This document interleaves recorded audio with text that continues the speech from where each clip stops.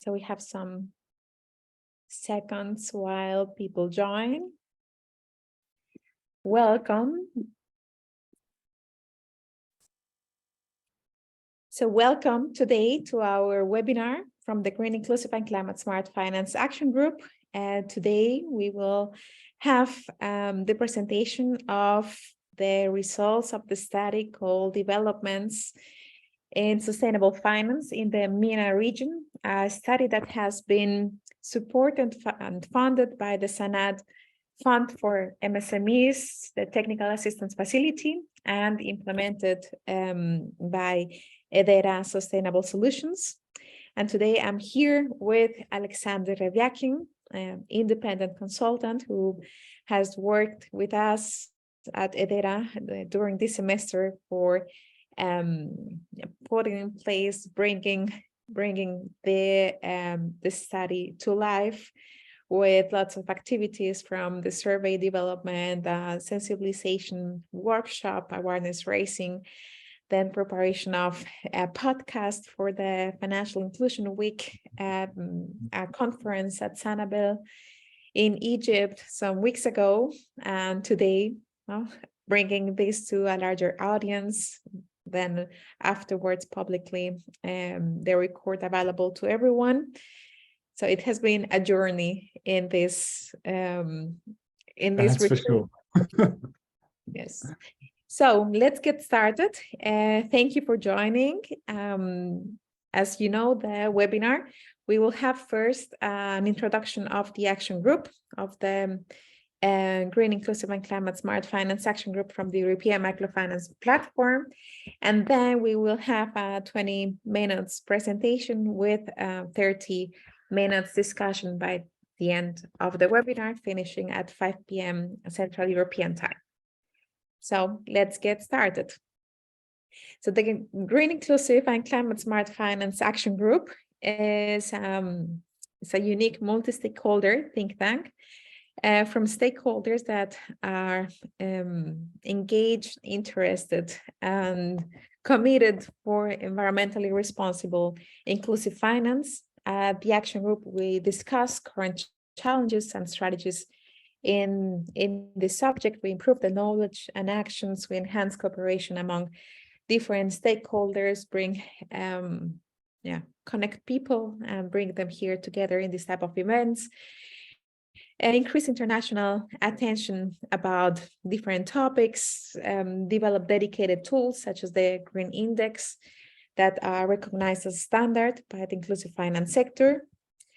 We publish and disseminate our research findings. You can have a look to the latest report on European Green Microfinance, launched with the European Microfinance Network in their website. And we enhance also the interest and concrete commitment of different types of actors, from microfinance institutions, consultants, impact investors, and so on in this thematic. As for the members of the action group, we have more than 150 members. It was launched in February in 2013 in Berlin and has been hosted by the European Microfinance Platform since then. It will be next year 10 years of work. With more than 70 institutions. Some of them are listed here. And Davide Forcella from the Just Institute and CERMI, together with me, Natalia Realpe Carrillo, your host today. We are coordinating the activities of the action group. In our website from e-MFP.eu, -ag,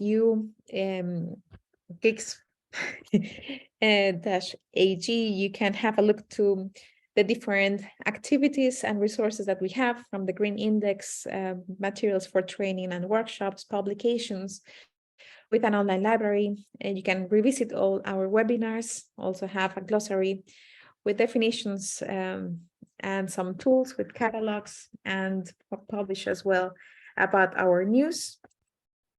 And starting by the public tool that we have, the Green Index. This has been launched this year and updated based on the feedback that we have received from more than 200 stakeholders. We've conducted different types of surveys, and during the development we have made sure that we are aligned with the international initiatives, and we have also in parallel worked together with SPTF and cities to co-develop the 7th dimension for the universal standards for social and environmental performance management, which takes care about the environmental performance of microfinance institutions. This Green Index as a tool for measuring the environmental performance is also available with an online digital solution. This has been a work that we have done from HEDERA's IT partner of the action group, and it's available in this link. We will copy it afterwards in the chat, but also you can have access to it through the website of the action group. The tool is available for free for everyone in the sector, is at institutional level, and if you are interested to implement it, just contact us and we can guide you in its implementation. We have as well an online library. Here we have gathered more than 500 documents and publications in green microfinance. So we have from master thesis to peer-reviewed papers, we have technical reports, we have different types of filters that are aligned also with the Green Index axis of action. So it's a very interactive tool to have a look at. And if you have a publication that you would like to share, do not hesitate to do so. So we can add it here also in this online library. And besides from the online library, in our webinar series, we have been conducting them already since 2021. We have more than 30 webinars already with the recordings and materials. And we have had more than 2,000 attendees over the course of these years, and look forward to keep showing and sharing with the larger audience what is happening in green microfinance across the globe. And last but not least, we have as well training on green inclusive finance. We have modules as a train-the-trainer approach on different topics: green inclusive finance, green strategy, assessment, management of vulnerabilities, also negative environmental impacts, products, financial and non-financial products and services, green inclusive finance and gender, green inclusive finance and digitization.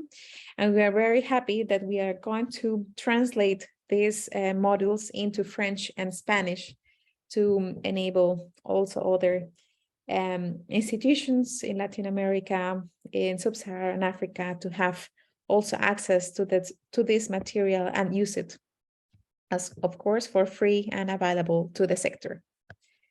So with this introduction of the action group and following the time that we have planned today, I'm very happy to get started with our webinar and sharing with you the results of this study that we have started in July, completed by September, and recently launched for the Sustainable Conference. So with us, it's the developments of sustainable finance in the MENA region. So Sasha, let's get started. Great. Yeah, very excited to be able to share the results of this research that we've conducted. Thanks all for joining us. As Natalia mentioned, this research was initiated by the SANAD Technical Assistance Facility and implemented by HEDERA. And it's been a really informative journey, as I hope you will all agree by the end of the webinar. So why did we decide to do this? The SANAD TAF has been working with microfinance institutions in the MENA region for the last 10 years, focusing on improving operational efficiencies and generally helping microfinance institutions with their strategies, product development, and helping them to manage risk as well. And in recent years, the SANAD TAF has started to look at sustainability. I don't need to tell you as an audience the importance of this topic, especially in a region like the Middle East and North Africa. And so this piece of research was really a first step to get a market view on how microfinance institutions in the MENA region view green inclusive finance, view sustainable microfinance, and then hopefully use this research to define some concrete actions. So if we go to the next slide, what were we really looking at? So we, through a survey, interviews, and workshop, we asked the question, what are the dedicated green microfinance products that are out there that MFIs in the region are already providing? This isn't just renewable energy, this goes beyond that to sustainable agriculture, to waste management, and other things that Natalia will talk about later in the webinar. It's also how are MFIs currently understanding their clients' needs when it comes to mitigating and adapting to climate risk, and building climate resilience. It's how they're managing the environmental performance. What kind of tools are out there? What are they able to use? How are they reporting on these metrics? And also what partnerships are available out there, whether that's from an investment perspective or in terms of technical assistance or in terms of the technology suppliers for some of these products. So how did we do this? I'll hand over to Natalia to explain a bit about the methodology that we used, and then we'll get really into the results from the region. Here. So as you see, when we were starting, we were discussing how to do this methodology, whether we're going to look only of what was the microfinance institutions offering, and we had a look to the different types of frameworks and tools for assessing green microfinance, but most of them were looking at institutional level already, what we're offering or doing in the microfinance institutions. And we wanted to understand more about the context, because in the MENA region with different types of crisis, challenges from country to country, we wanted to understand now how is this constellation from stakeholders and what could we also recommend to different types of stakeholders. So for this, we developed the Green Microfinance Penetration Framework, our index, and we had a look to three axes or dimensions. The first one, how is the enabling environment? And here we had a look to regulations, partners, how is the context, how is the challenges that institutions were facing. Then in terms of the execution in this dimension, we had a look to the environmental strategy and risk management of the institutions, looking at what is this mission and vision, how is the reporting internal and external, and if there are some activities in regards to the risk management. And then last dimension, how is the offer for the households and businesses, but also in sustainable agriculture, and see how is the outreach. So as we see it, it is having a look to what are institutions doing, but still in which type of context are they doing so, and assessing this now with scoring from none or from beginning up to advanced, depending how these different indicators perform. So this index, and now with having a look to the execution and offer, it's aligned to the framework of the Green Index 3.0, where we have these 4 dimensions: definition of the environmental strategy, identification of the environmental risks and opportunities, the management of those environmental risks and opportunities, and the supply of the green products and services that was developed by the Green, Inclusive and Climate Smart Finance Action Group, and as well aligned with the dimensions that has the environmental performance management dimension from the Universal Standards for Social and Environmental Performance Management. So with this framework, we have some results.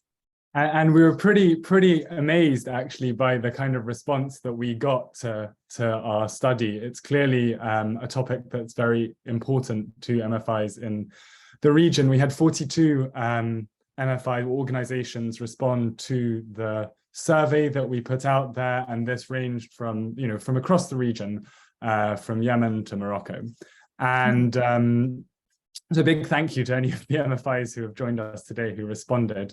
And then for the analysis, we divided these organizations into different categories. If we go to the next slide, we can see them.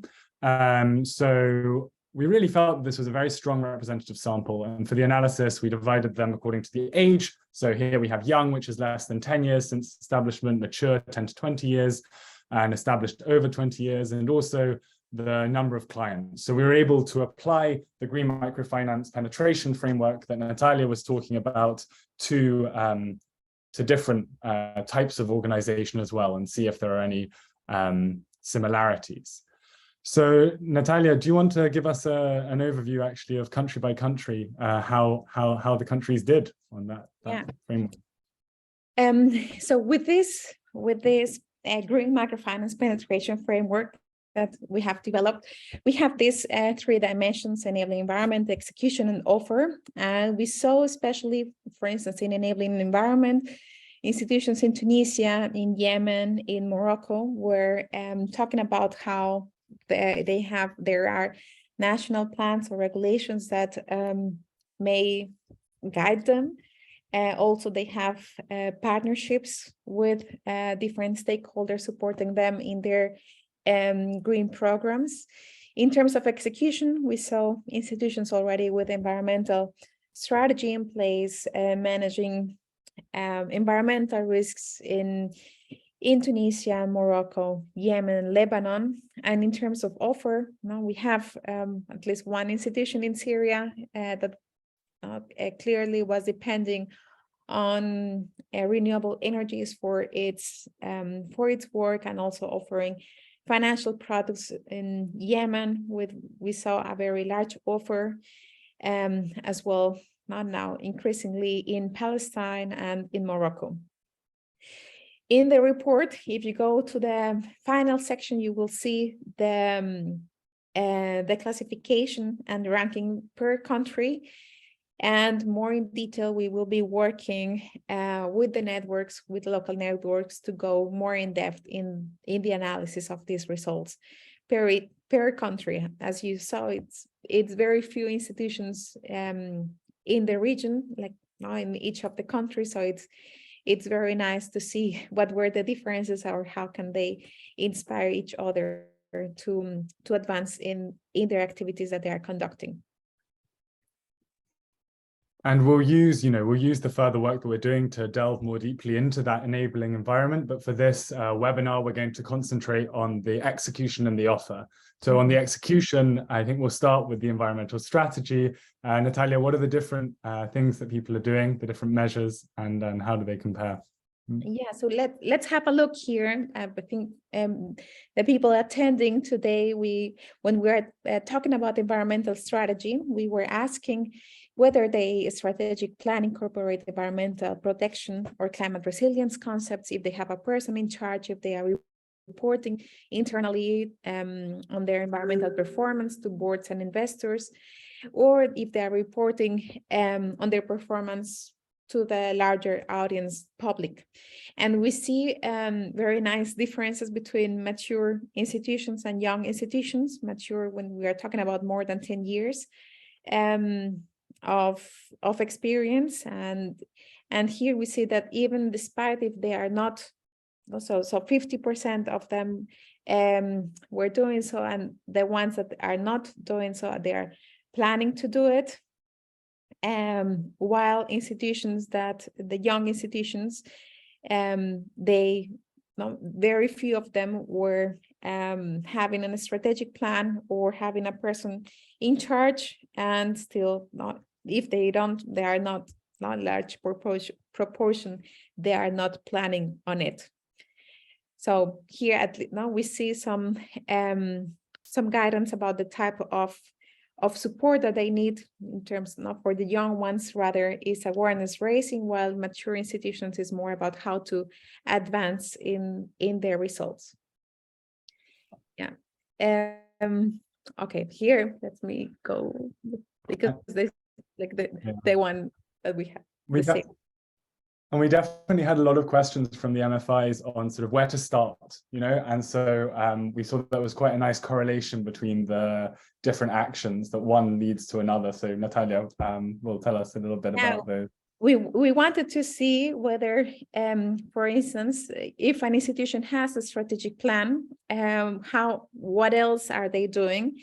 And here in this graph, we wanted to explore. So if an institution has a strategic plan, 70% of them have a person in charge, and 76% they are reporting internally, and only 23 are reporting also to the public. When an institution has a person in charge, 66% of the institutions have also a strategic plan, or they are 77% of those are reporting internally, and almost 30% reporting to the public. So what we see is even if they don't have, for me, it's interesting to see that even if they don't have a strategic plan, or that these concepts are not integrated, they consider to have a person or to have a committee talking about these subjects, and still they have, that they have a person working on that, even if they don't have a strategic plan. So it's a percentage, like the 30% of institutions that still don't have these concepts in their strategy. They could be supported by this person or by this committee in doing so, or reaching those KPIs. As well, for internal reporting, it is, well, not from what we see from different microfinance institutions, when you have a person, it is more likely that you also report on what were the KPIs achieved. And it is good, if we are thinking about what are the capabilities of the institutions, starting by having a team is the first step of putting into place an action plan for institutions. Yeah, and then when we talk about execution, we're not just talking about the environmental strategy, we're also talking about the risk management, both at a client level and an institutional level. It was interesting to see the differences here. So we'll start with the client level, what's in place there. Yeah, we have, well, now 60% of institutions didn't have any activity at all in terms of environmental risk management, which it is aligned to not to the personal interviews that we had, where they were saying we need support to understand what are these climate risks. We need to know how is it done, a categorization, or at least identifying those risks. And here we see there is more support needed, but the ones that are doing something, they are supporting clients to develop, promoting green practices or products. They are also doing, like, training clients on practices to reduce or avoid negative impacts on the environment, preparing clients for extreme climate events to enhance their climate resilience, or offering services to respond to environmental shocks. So at least there were some activities that were conducted for the client. And then to move to the institutional level. Yeah, and at the institutional level, at least there is less institutions that are doing no activities at all. But those that are doing, they are doing environmental risk analysis of the loan applications. They are doing categorization of the loans according to the environmental risk assessment, doing training to the staff on practices to reduce or avoid negative impacts on the environment, conducting market and demand assessment studies to understand what are the basic needs of them, doing environmental risk analysis of the institution, and also monitoring the institution's adverse environmental impacts. So there were more activities here compared to the ones that were for the clients. And it was really interesting during the survey to just see how even the questions showed MFIs what they might already be doing on the execution front, but hadn't maybe framed in the context of sustainable finance. And so it was a great awareness raising activity. And I must say that when we started it, we thought that we wouldn't find many products offered on the market in the region, and how wrong we were, because actually, even if they weren't necessarily considered within the frameworks of sustainable microfinance or green inclusive finance, there were a good many of products, not just on renewable energy, though that was the top one, as Natalia will now tell us. Yeah. Yes. So what we saw here is that a third of the institutions were not offering products at all. So around 13 institutions of the 42 that we had. But the ones that were offering, and the product that we mostly found, was the financing of renewable energy technologies and of also energy efficiency measures. Then we had in third place, I'm showing these graphs step by step just to grab your attention. So we had products in terms of drinking water solutions, also in terms of waste management, cleaner transportation. And we had, lastly, on sanitation facilities, in efficient, clean biomass stoves.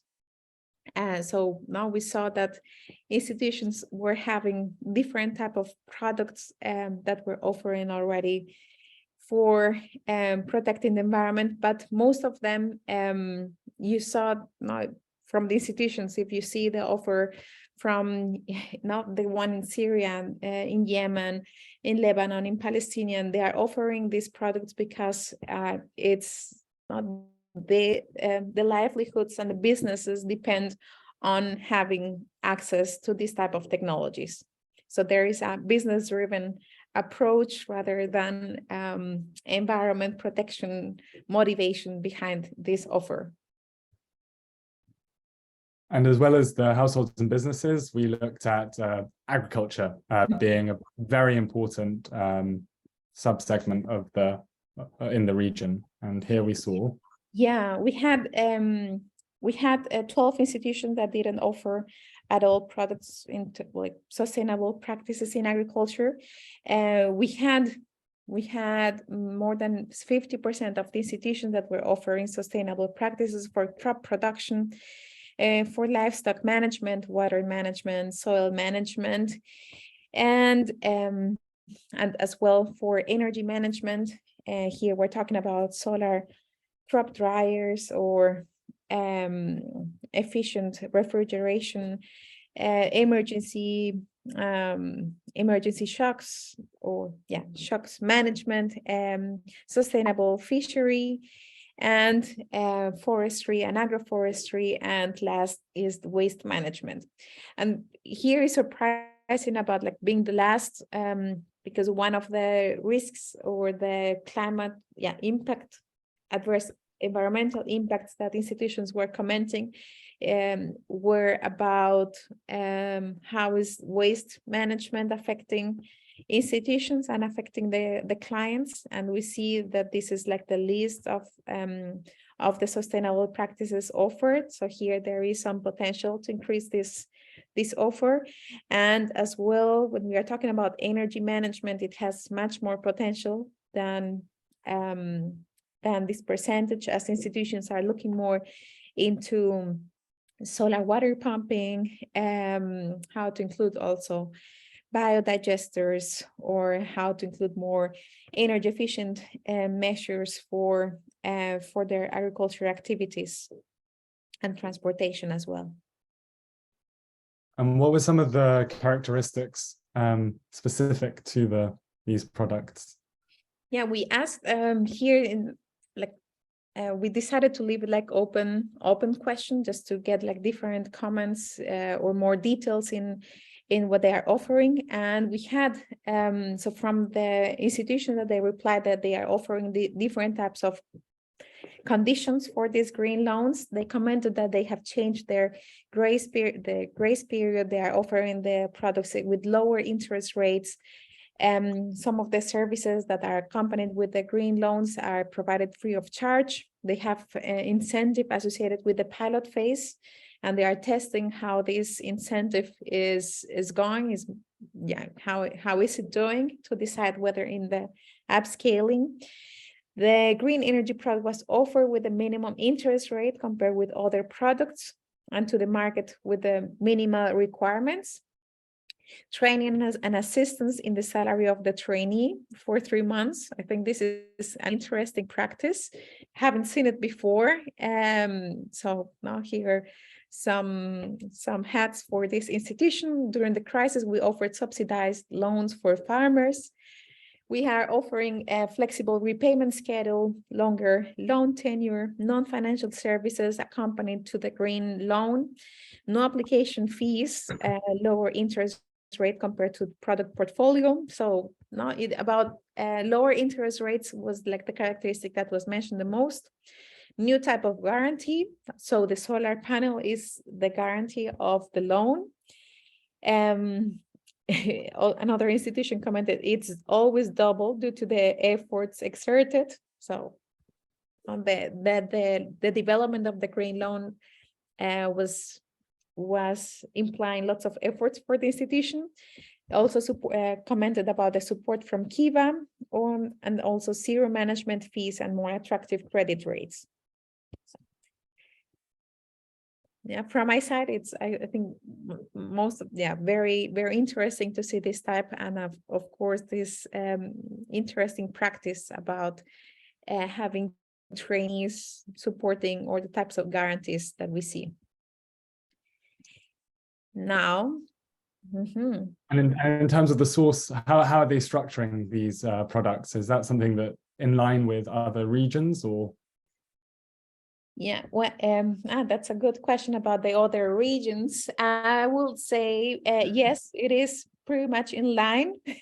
But now we see here different types of sources: investor credit lines, international development cooperation supporting. I think more in the region than I will say in Latin America. Deposits funding these green loans, results-based finance grants. We see that also in Sub-Saharan Africa. Governmental programs, crowdfunding, as the case from Kiva. Kiva is supporting different institutions across the globe. And what we saw in other institutions were commenting, we have our own funds. I think this is great to see institutions that are doing this with their own resources, and like they are just motivated and sure this is aligned to go. Shareholders, capital injection. We have one pool of funds, nothing specific for green finance, just our common funds are the ones we are using, or equity, or the national credit bank lines that they have. Yeah, and I mean, for those who aren't necessarily using their own funds, what are the partners that we found out there who are supporting this? So different partners have been commented or identified by the institutions in terms of not only in the financing, but also in the development of their green financial and non-financial products. For instance, Park Lend with Care, GDs, FPM, grant from USAID for the technical assistance, suppliers at local level. So institutions that are working with technology suppliers are doing this type of programs together. And they have had international development aid assistance from USAID, from UK, the technical assistance from AVA, Microenergy International, from GGF, from IFC for the environmental strategy development, suppliers, also and installers and providers, also from GDs as well, Kiva, as we commented. And in Yemen, we had a look to Silatech, World Bank, UNOPS, UNDP, Social Fund for Development. And the last one that was mentioned was a technical assistance from Développement International des Jardins. And and it was mentioned GGF, that it's also with Finance in Motion, and now here with Sanad, not supporting in this awareness of green microfinance. So we've talked about a lot of the different products that are out there, different executions, but what are the numbers? Yeah, the numbers were still very, very short. I like very much this webinar commenting between us about like the results that we see. And this was one of the comments that we had about, and that we commented to other researchers that are working in the region. We need more information on what is the financial what are the financial stability and outlook and potential of upscaling in the region. Although we see that now half of, so 50% of the institutions are offering green loans, the volume that we're looking at is still very small. Most of them have completed pilot phases or are having the loan or the product developed, but still in a very initial phase. Only very few microfinance institutions have above the 5 million US, so $5 million from volume of their portfolio. And I think we will see in the next 2 years how these evolve. Yeah, absolutely. And one of the things that we saw MFIs asking for is sort of help proving that business case, doing the work on the return on investment they can get from expanding their product offering, the green product offering. Exactly. And of course, when it comes to benchmarking these institutions, the tools become very important. But as you can see here, we didn't see such a huge awareness of the tools that are available to these institutions to benchmark their environmental performance, both when it comes to strategy and to risk assessment. So Natalia, I'll let you speak to the tools that we have here. But as you said, there was not that much awareness. At least they know, some of them know about the tools, but very few are planning to implement. So here it's a how do you say, like a call for us. We have some work to do in doing more awareness raising about the tools, also helping institutions to measure their environmental performance, or not really to measure, but to understand where they stand, what are the type of activities that they can conduct, how to get organized when talking or when looking into environmental performance of the institution, and then to define what will be their strategy, whether they want to further develop their products or having a risk management approach, and these tools could be useful for them. And the last result that we wanted to share with you is this one on the environmental risk management at the client level. So we were discussing before what are they implementing, and we thought it's interesting also to show what are they planning in the future.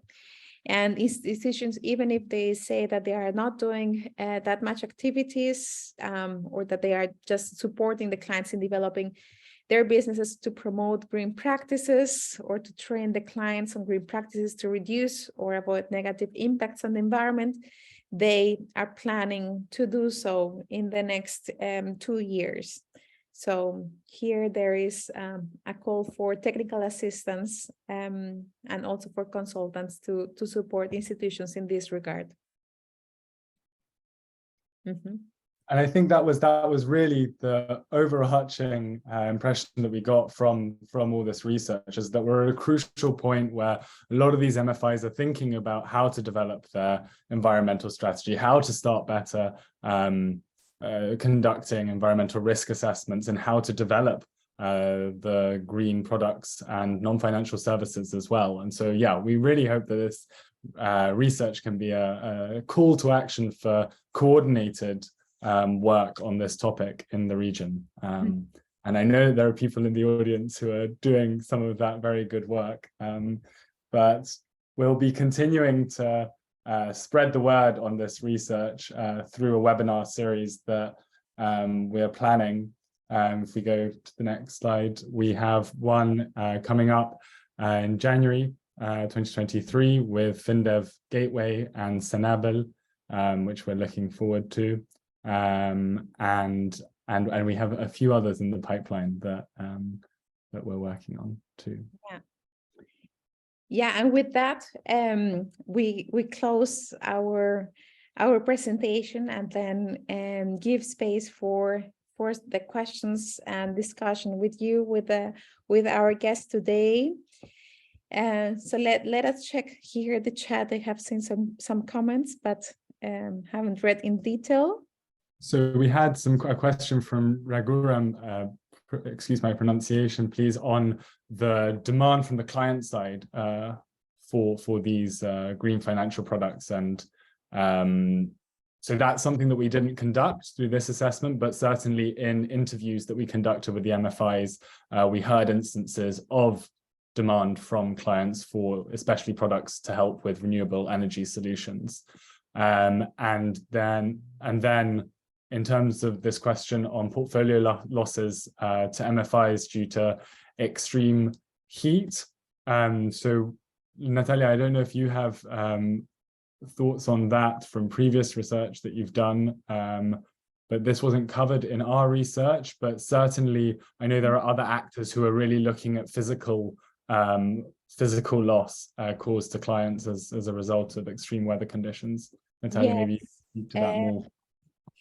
Yes, from our side, we did this study was at institutional level, and we didn't have an overview from the client's perspective. No, our primary data comes from the microfinance institutions. What we did ask was if, for instance, extreme weather or changes in temperature or droughts are affecting their clients or are affecting the institutions, and they are aware of it, and less than 20% of the institutions were doing so or were commenting about this risk.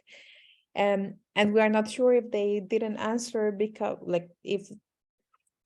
so we are not sure if they didn't perceive that risk or if they are not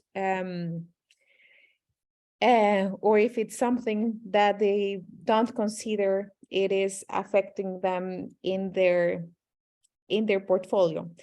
The institutions that confirmed so this is a risk of our clients, I think it's they demonstrate, or is a perception that this is really something to have a look at the institutional level and important for their clients.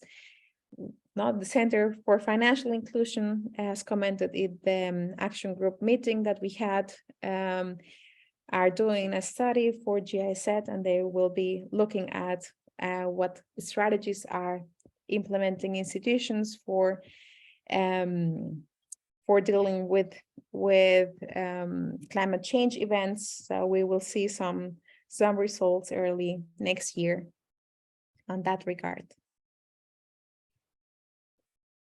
Olusola, thank you for joining. No problem that you joined later.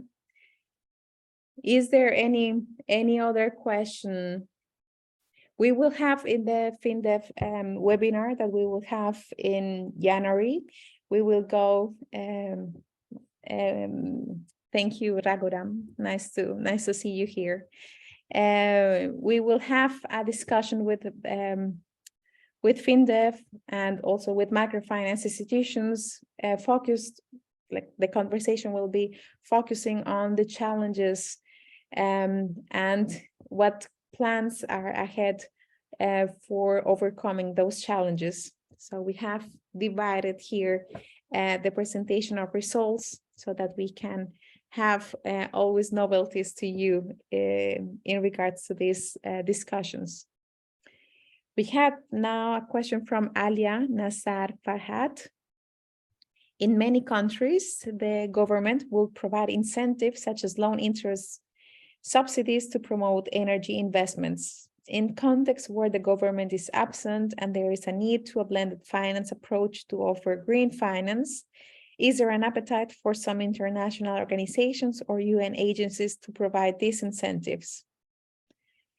That's true in contexts where the government is absent. Well, when international agencies come to a country, there is always a conversation. There should be an agreement with governments. In what we have seen from, like, let's take the region, in the MENA region, what we have seen, for example, in the case of Yemen, where many international organizations were supporting microfinance institutions, it was clear that it was the subsidies were taken by most of the international organizations, and they were working directly with the microfinance institutions. So there was no intermediary in between with local governmental agencies. So there was this appetite, or there was this incentive from international organizations. And what we saw that was challenging afterwards is it was not anymore about the incentive or the subsidy, but how are the institutions managing with inventories, with the whole supply chain of the delivery of the energy systems. What happens after the subsidy is gone? How will be the reception from the clients? And how will the microfinance institution adapt the loan? Or if it will transform not to a loan, but to be intermediary for cash subsidies that another program will bring. So there is other type of work there to address. Yeah, let me stop here sharing and we can see each other bigger.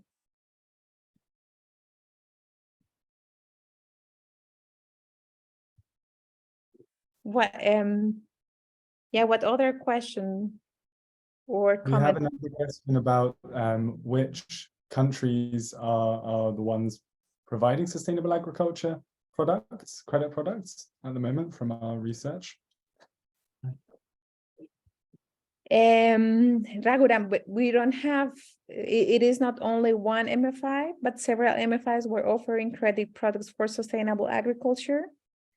And this in all of the countries that we were mentioning. And those range across, as Natalia mentioned, those range across crop production, livestock management, soil management, etc.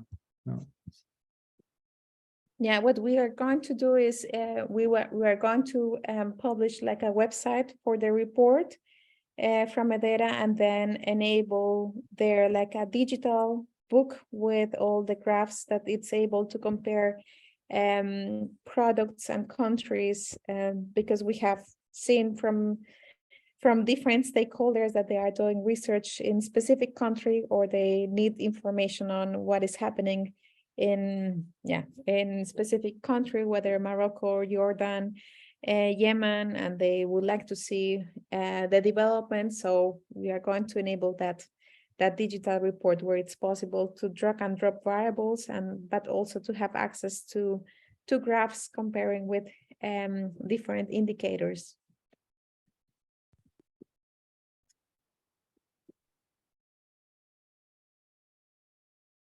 Yeah.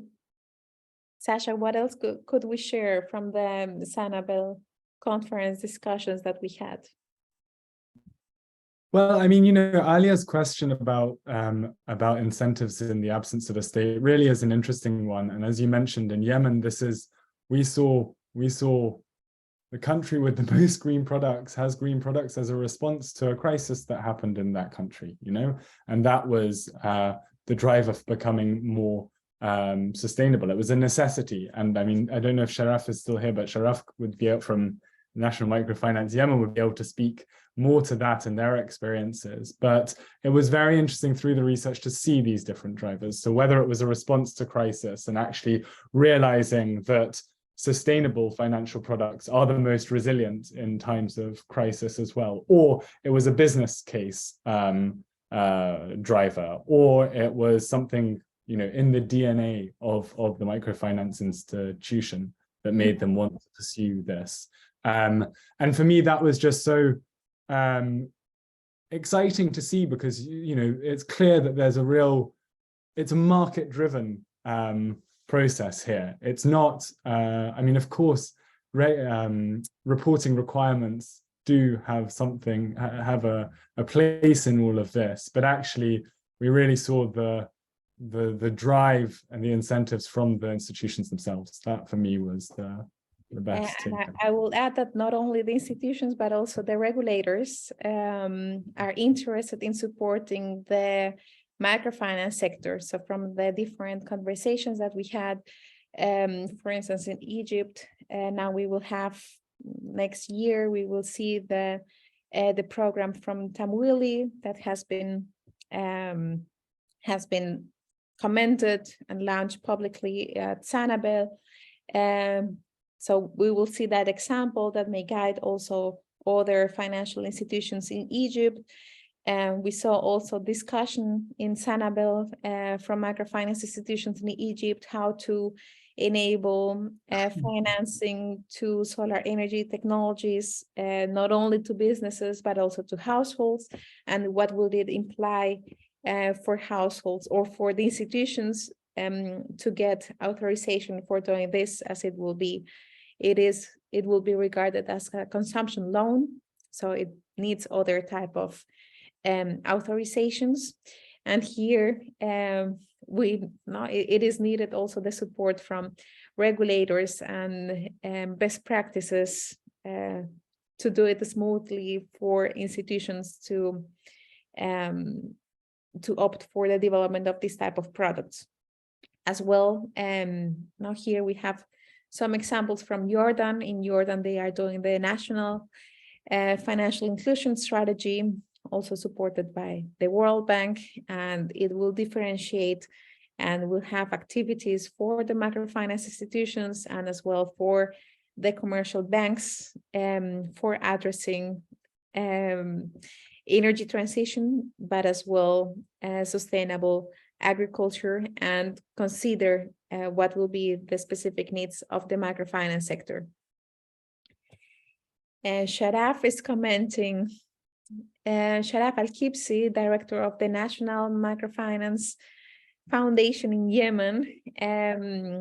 Welcome to the webinar, Sharaf. And you are commenting, Yemen's regulators provided free tariffs for importing energy efficient solar products and electric vehicles.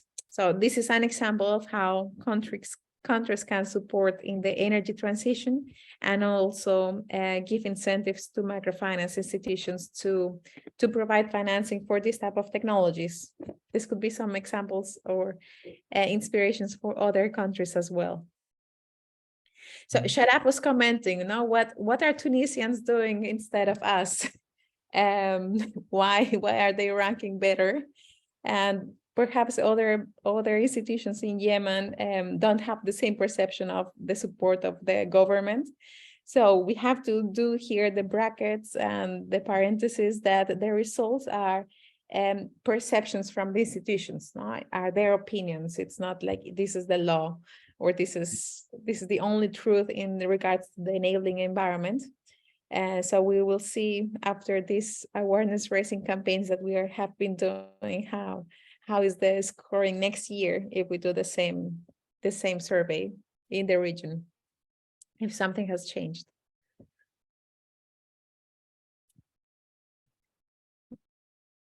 Yeah, so we don't have any other question from the audience, and we are close already to 5 p.m. So is there any other comment, Sasha, that we would like to share? Not for me, just to flag the upcoming webinar that we'll be doing with FinDev Gateway. And also, anyone who has insights or thoughts or comments on the report, please do send them through. It's always interesting to hear more perspectives and insights. Yeah. Okay. Yeah, I think feedback is always welcome, and we will try to play around this report website to provide more insights, and also to give space to these open questions, like the answers of the open questions to that I think are interesting. At least there's some experiences that we see that can be further explored. And of course, the partners that have been mentioned that are supporting institutions, Développement des Jardins, ADA, GEDES, Kiva, to invite them also to share their experiences and how can other institutions engage in the development of green inclusive finance. I think that is that could be something interesting for the region.